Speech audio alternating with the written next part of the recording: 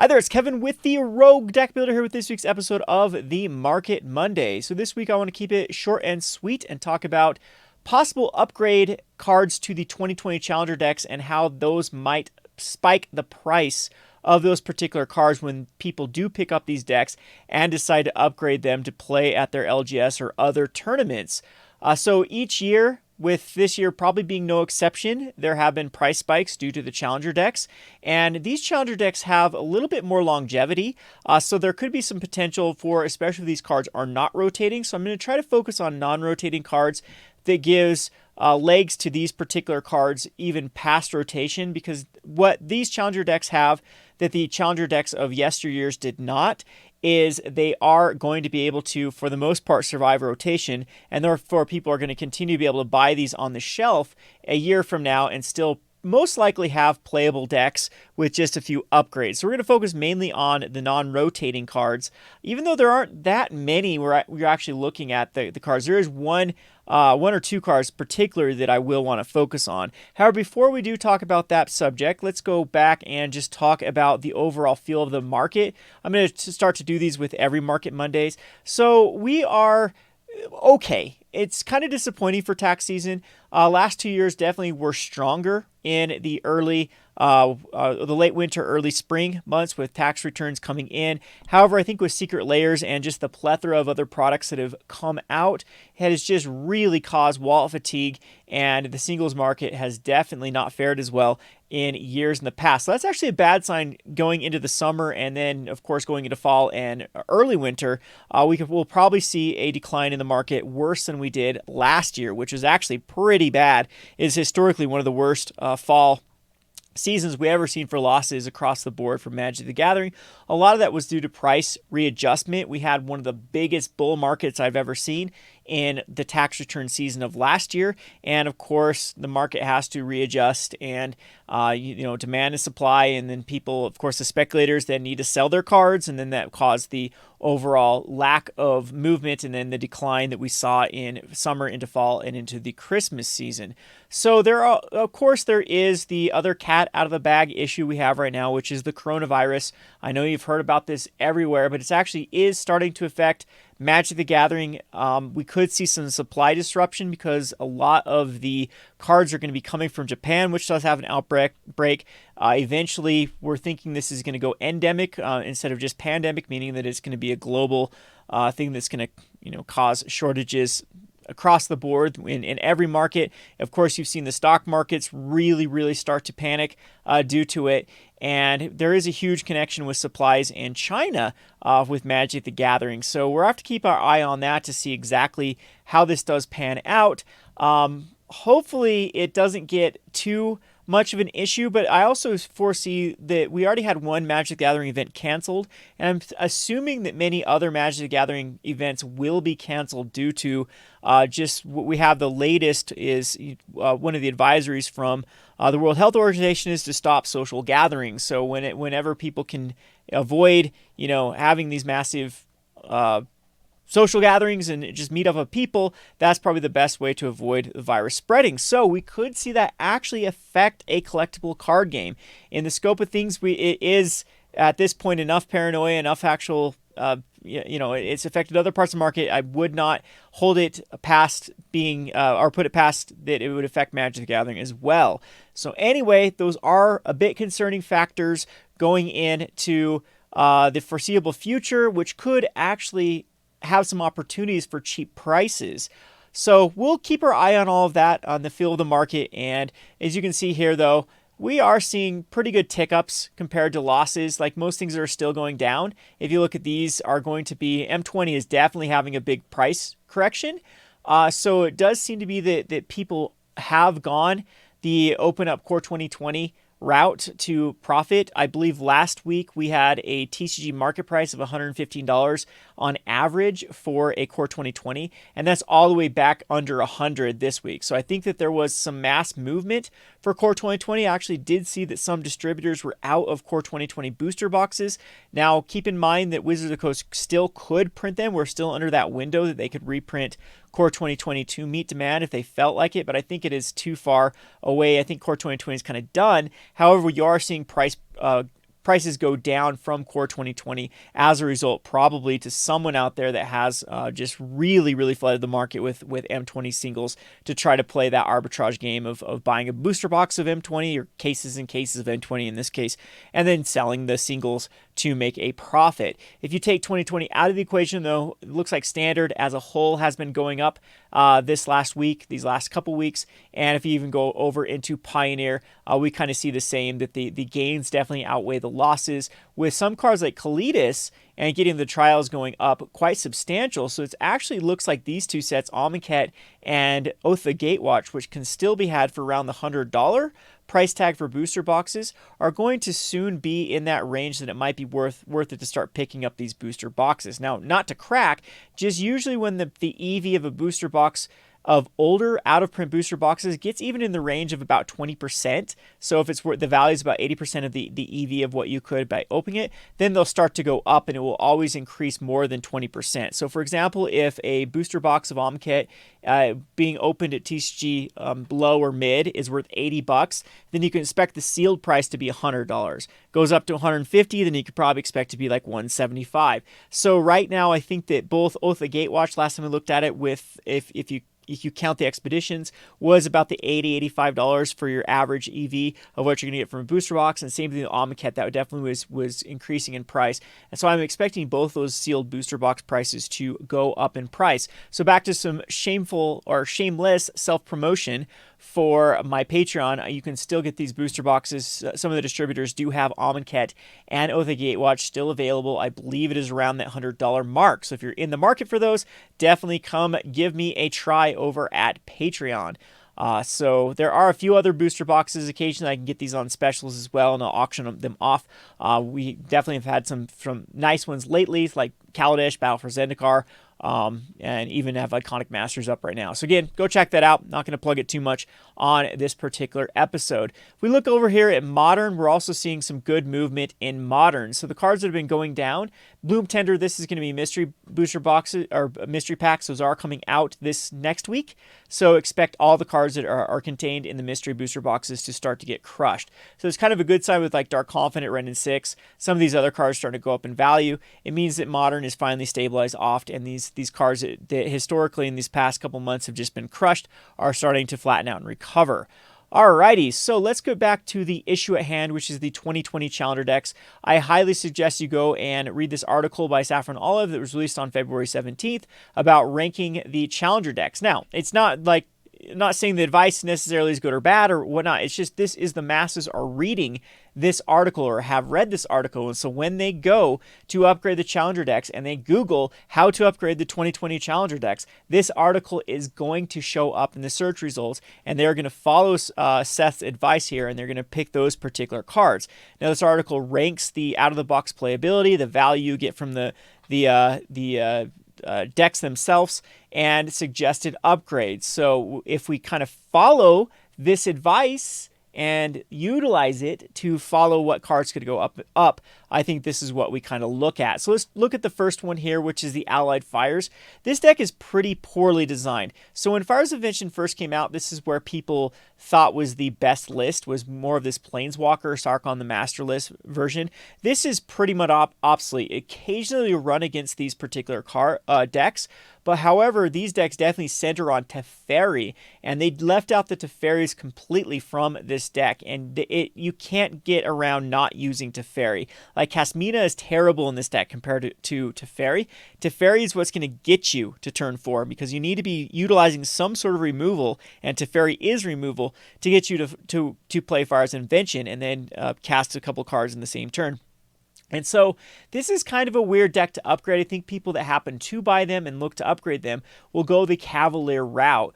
So, of course, the first one that could go up because of the Challenger decks is Teferi Time Raveler. This is a card that is rotating, though. In fact, all of the cards that I'm going to be talking about for this particular deck are going to be rotating. So this was a little bit awkward for long term. Now, I think Fires of Invention will stick around post-rotation. The card is just busted.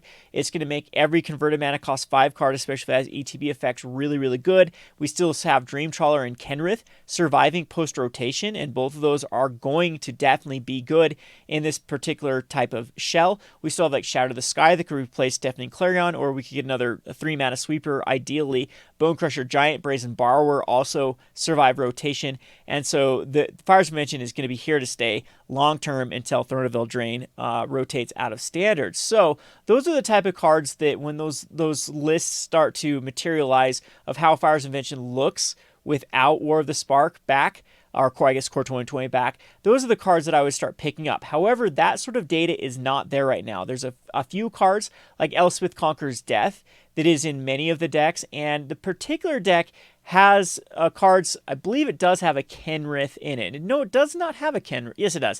It does have a Kenrith in it. So it's one of those things you don't want to be investing in cards that are already in the Challenger decks, because a lot of these are just going to be broken and pieced out for the Fabled Passages and the Shocklands, and then these type of cards will just flood the market because people aren't actually going to be, buying Kenriths to a few people will be buying Kenriths to upgrade their allied fires, but the vast majority of Kenriths are going to go on the market because of people piecing this out to try to gain the value that's contained within them. So again, we'll keep an eye on the cards that could be used in these Fires of Invention decks. But however, right now, if you're thinking short term before rotation, it's definitely to ferry the Sephorav in Jeskai Fires decks, none included in the list. Sphinx of Foresight is a kind of a budget one that could be placed in this Fires of Invention deck. It has a very, very low price point. I'm surprised that Sphinx of Foresight has been able to hold this price for this long with how popular Jeskai Fires has been. So yeah, it's pretty good too in the meta. We kind of a rock, paper, scissors with Jeskai Fires, Mono Red Aggro, and Blue Eye Control. However, Jeskai Fires is definitely still legit deck to play right now. So kind of awkward though, again, you don't get much out of the Challenger deck. Is it still worth it to buy a Challenger deck and upgrade if you're looking to buy Fires Invention? Probably. You get like some cards like Steam Vents and then Fires of Invention for pretty cheap. Fae of Wishes if you want to go that route. Definitely, I think there will be enough people upgrading the Jeskai Fires deck into, something like this shell. So the 3 cards for that I pick is Teferi Time Raveler, Sphinx of the Foresight, and the Cavalier of Flames, just because they see the most amount of 4 of copies in almost every list that I looked at had, this was the game plan. A lot of other ones were like some versions used the Blue Cavalier, some did not. Some used a lot more Dream Trawler, some used Elspeth Conquers Death, some didn't. Some, it was just very customizable at that point. But all the decks basically were 4 of copy of the Cavalier Flame, Sphinx of Foresight, and Teferi. Cavalier Flame, I think, survives pretty well post rotation in like Pioneer. There's actually a few decks that have had lists of the Cavalier Flame in the Pioneer decks before. I've seen like a big mono red ramp with Night Thrush and Nyx that was quite successful, kind of a big red with Cavalier of Flame. And I've also seen some ways of actually reanimating Cavalier of Flame in Pioneer before that have been quite successful. So this card I think will age well post rotation. So if we go over to the next deck, which is the Final Adventure, I have nothing good to say about this deck. The only possibility that I could see of actually upgrading this is getting Overgrown Tombs. But I don't know if Challenger decks are really going to add that much pressure to something that already has a ton of pressure. If you're not getting into Shocklands right now, I think that you are sorely mistaken. Shocks are the new fetch lands. They're going to continue to have tons of demand for Pioneer, meaning every new player in Standard that eventually gets converted into Pioneer is going to need playsets of Shocklands. So they are inevitably going to go up regardless of people upgrading these Finale of Adventure. That's where the real demand is. However, this deck is very, very tough to really upgrade into anything currently, and it's almost better just to buy 2 copies of this particular deck if you're going to be making the deck, because you do get the Murderous Riders to fill out the play sets if you're going like a Knights version, and same thing with like the Knight of Even Legion. Those are cards that you need to upgrade this deck, and you might as well, of course, at that point, just buy 2. The problem with that is you get a bunch of fluff in this deck. A lot of it doesn't survive equity-wise post-rotation. You do have the interesting Vraska Golgari Queen, but you don't want, like, there's not a lot of room for this deck to really upgrade into something. It's kind of just a hot mess as it is. And I think this is going to be the most unpopular one for people to buy to upgrade. It will end up being the budget one that people are just going to buy to budgetly upgrade and have a decent deck that does okay. So yeah, that's my analysis for Final Adventure. I don't really see it spiking up anything. Now let's get to the really, really good, juicy one that I definitely think will cause some price spikes and some pretty high price spikes. Currently, this is the most played deck by far in Standard. It's a very linear deck. It's a very autopilot, easy deck to run. It's a deck that can hold its own. It's had a very good showing at the Mythic Championship, had a very good showing over the course of MTGO and Arena, and so I expect this deck not only to have a price spike when it's released, but to continue to spike up cards because it's going to be a very accessible deck in the future. We have very few cards that are going to be rotating from this deck that can't just most likely be replaced. Like the nuts and bolts to this deck are surviving post-rotation, with the exception of like Runaway Steamkin. So you still have Torbrand, you still have Bone Crusher Giant, and you still have Embercleave and Fervent Champion. And even like people have realized the Rimrock Knight is probably the best route to go with a Fervent Champion with this particular deck. And so all of this deck is basically surviving post-rotation. I'm sure there'll be a few other one-drops that can just replace Scorch Spitter. Scorch Spitter might be a little bit more tough because of its interaction with Torbrand. However, there might just be some other card that triggers. There are even a few cards right now that have nice little triggers like Amber Holler type cards. I mean, that's a particular card that's rotating, I believe, right? That was Core 2020. But I'm sure there will be other commons or uncommons that get printed in Ikoria or Core 2021 that are easy replacement slots for these cards that do rotate. Now, the cards that I think are going to spike up in a lot because of this deck is going to be the first one being Robber of the Rich. This card is basically the way to build the deck at the moment, and it also sees play in sideboards like Jeskai Fires, and it sees sideboard play in, or main play in other Gruul decks. I've seen it in Is It Flash decks. I've seen this card all over the place. I've even seen this card in Pioneer, and you can see it has even a showing in Legacy. So I think this card, as a Mythic from Throne of Eldraine, is destined to go up just with how much play it does see play. And the Challenger decks are going to add to that demand, and I think it's going to be the most likely card so far that goes up in value due to the Challenger deck releases. Next up is Embercleave. This is one of those cards I think is going to go down and then spike right back up. Embercleave is just a busted card. It's going to be great no matter what shell that it's going to be in the future, whatever it looks like. Currently, right now, with Annex, it's just the whole reason to go is mono red because of Annex. Embercleave is just stronger than anything like Knights can do, like either white red Knights or Rakdos Knights can do, and it's even really stronger than Questing Beast Embercleave currently. But I think Questing Beast Embercleave will be a great rotation proof combo.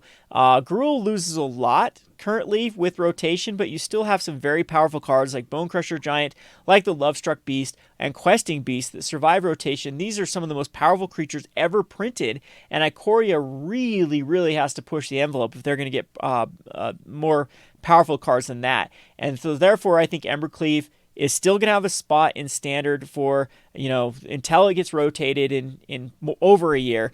And the Challenger decks are not going to add enough supply to outstretch the demand for Embercleave. That is my prediction. Definitely could be wrong. However, it is what it is there. All right, so other than that, though, again, this deck is pretty much complete. It's got the Torbrands. It's got the Bone Crusher Giants in the list. Let's go back here to the Challenger deck. It's got the Bone Crusher Giants. It's got the Torbrands. It's even got the Runaway Steamkins. There's not a lot of room for cards that can be put in this deck. This is an old Cavalcade of Calamity version with Chandra Acolyte of Flame. Of course, most decks, gone over to the Robber the Rich version, but what it's really missing is a few like Infuriate type cards, or I'm trying to think of what other cards in this mono red aggro list. We'll look at a few of them here. Of course, Annex Hardened of the Forge, but this is an uncommon from a set that still continue to be opened and has a very high supply due to having the additional version of the card. So let's look at a few of these other versions to see. Phoenix Ash, yeah, that could definitely be a card that could be included as a potential upgrade to the card, especially when some of these cards rotate out. But what is this one not? This is choosing not to go full on in the Torbrands, or this one doesn't go in on the Robber the Riches for the Phoenix. So it looks like, other than that, though, it's pretty much similar to the other lists. Only a 2 of Embercleave in this sucker. 3 of Embercleave in this one. This one's very similar just to the list with Robber of the Rich. So yeah, I think that's going to be the go-to card that gets the most from this is going to be Robber of the Rich.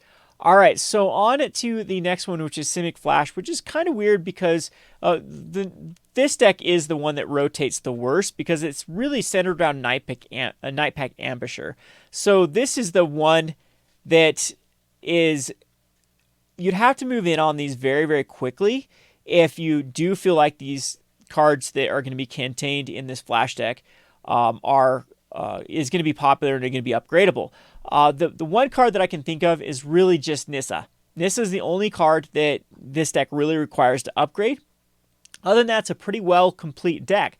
Most versions do only run a couple Brazen Borrowers, not a full package of it. The full package is usually Night Pack Ambusher, Frilled Mystic, Brineborn Cutthroat if they're going that route. But currently the route that most people are going is just this Simic Flash / Simic Ramp strategy. And so this can be Night Pack Ambusher, Frilled Mystic, couple Brazen Borrowers like a 1 of Hydroid Krasis, a 1 of Euro, and mainly Nissa who shakes the world with things like Quench, Negate, Growth Spire, Aether Gust, Mystical Dispute, and Sinister Sabotage, which are all included in the list. So again, the one card that really stands out is Nissa who shakes the world.